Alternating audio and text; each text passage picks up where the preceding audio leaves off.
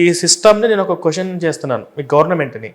బైబుల్ని public ప్లేస్లోకి వచ్చి పరిశుద్ధ గ్రంథం అంటూ, పవిత్ర గ్రంథం అంటూ, ఇంతకు మించిన గ్రంథం వేరేది లేదని చెప్తూ వీళ్ళు ప్రచారం చేయడానికి ఈ పాస్టర్లకి ఇంత ధైర్యం ఎక్కడి నుంచి వచ్చింది?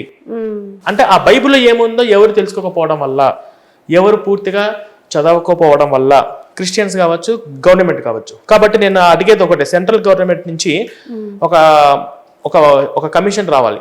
అసలు అన్ని చర్చిలలో వీళ్ళు ఏ విధంగా బోధనలు చేస్తున్నారో అనేది సపరేట్గా ఒక మానిటర్ చేయాలి. అది నిజంగా దేశానికి విరోధంగా ఉందా లేదా అనేది గవర్నమెంట్ పరిశీలన చేయాలి.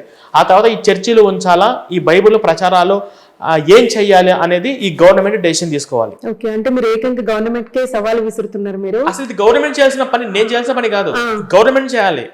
వాళ్ళు అసలు ఈ చర్చిలు వీళ్ళు ఏం చేస్తున్నారు, ఏం చెప్తున్నారు, వీళ్ళు చెప్పేది దేశానికి విరోధంగా తయారు చేస్తున్నారు లేదా, మన దేశ సంస్కృతిని పాటు చేసే విధంగా ఉందా లేదా, ఈ బలవంతపు మత మార్పుల వెనక వీళ్ళు ప్రార్థనతో రోగాలు తగ్గుతాయని చెప్పేసి నిన్న మొన్న భవేశ్వరుడు ఒక పాప చనిపోయింది, అంతకుముందు పూర్ణిమ అనే ఒక పాప చనిపోయింది, ఈ బయటకు వచ్చినాయి, బయటకు రాని ఎన్నో ఉన్నాయి. ఇలా మూఢనమ్మకాలతో ఇలా చేస్తూ ఉంటే నేషనల్ హ్యూమన్ రైట్స్ కమిషన్ కానీ ఏం చేస్తుంది, గవర్నమెంట్ ఏం చేస్తుంది, పవర్లో ఉన్న వాళ్ళందరూ ఏం చేస్తున్నారు? ఇవి వాళ్ళు చేయాల్సిన పని, నేను చేయాల్సిన పని కాదు, వాళ్ళు చేయాల్సిన పని.